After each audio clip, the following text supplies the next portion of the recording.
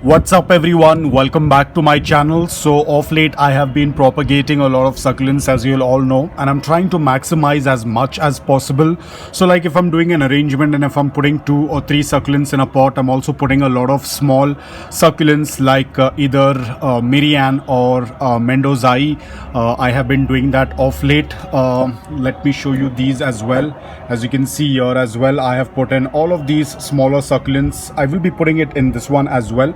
So we have been propagating a lot of succulents, but as they say, no matter how much of propagation you do, you are always feeling like it's less. So we are going to be propagating some more today. Today I'm going to be doing some stem cuttings of my Graptosedum California Sunset. You can see there is a little bit of issue over here on this leaf. Now this was because of underwatering. Some part of the cells have died and hence they get that brown spot. A lot of people get confused with fungus. This is nothing related with fungus, but it is probably a small part of that cell had died, so due to which it is starting to have this round black mark. This usually happens when you tend to underwater and the succulents are in direct sunlight. Now this succulent gets a lot of direct sunlight because they have this absolutely beautiful color, but of late the color has started to reduce because I have been watering it a little bit more. It was very stressed. It was almost reddish in color, but because I have been doing a regular watering, the colors have faded, and I can also see that they are putting out a lot of growth because it is winters. In summers they will go dormant. Graptosedums are winter growing succulents. So I have 2 pots. Now this one over here, this got burnt in the sun because the water droplets were left behind. Again, this is nothing related with fungus, so be extremely careful. Identify correctly and then diagnose. This is not powdery mildew, this is not fungus. It is that the water was left on the leaf and it got burnt, it got sunburn. So we are also going to propagate this. The leaf propagation, I'll take out some of the lower leaves and I'm going to leave the stem in the pot itself. Graptosedums are very easy to propagate, especially now during the winters. It's very easy to propagate them. So I'm going to take out few of the lower leaves.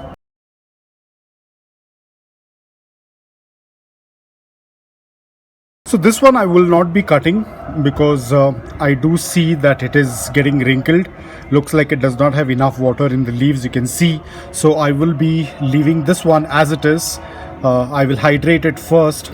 This one is very nice and plump. You can see no wrinkles, so I will be doing a cutting on this one as well. So we have ample amount of leaves and we are also going to do a stem cutting.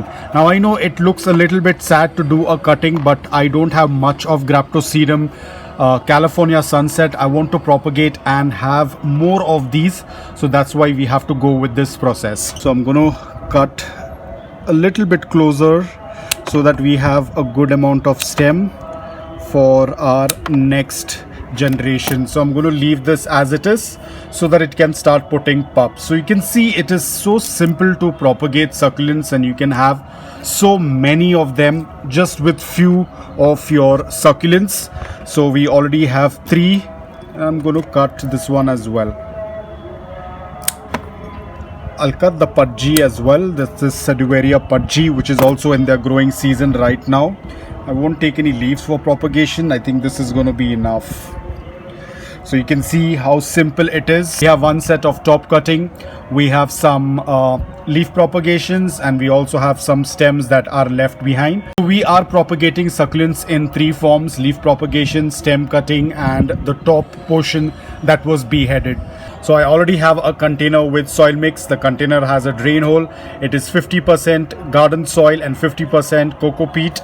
We will place it over here and start keeping our leaves so that they can get propagated.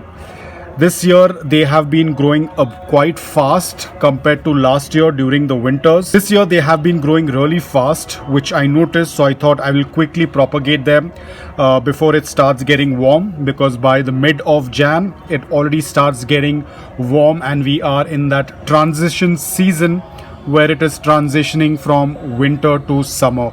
So all of these Graptovarias, Graptosedums, I want to propagate them as soon as possible before they start hitting dormancy. Of course, the dormancy is not very evident in my city, but it tends to kind of slow down things. Not like it's a complete shutdown for the succulent. The succulents still grow. Some of them do flower depending upon the variety.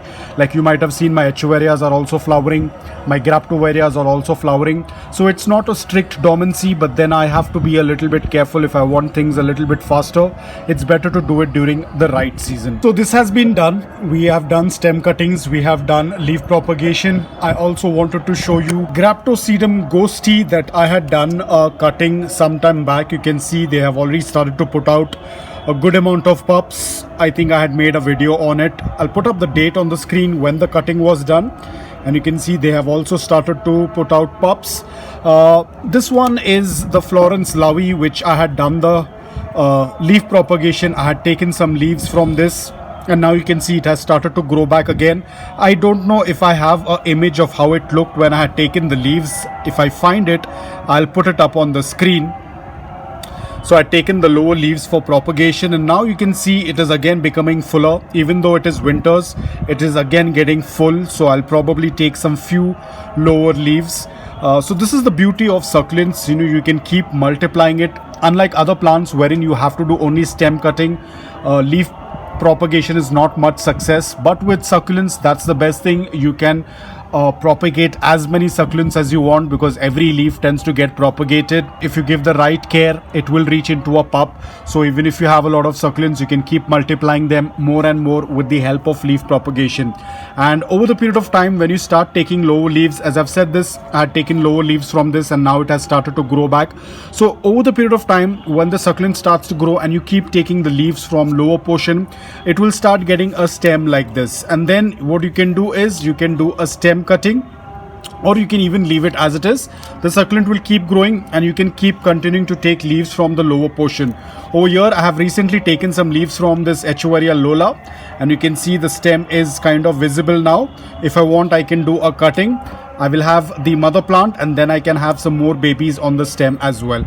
Probably I'll do that sometime later. So that's about it, guys. You can see it is pretty simple to propagate succulents and to increase your collection, and this is what I have been doing for many years, so it tends to work out really well. So that's about it. I hope that you liked this video. If you did, please hit the like button, and if you're new to my channel, please consider subscribing to it. Until then, take care, stay safe, and keep planting.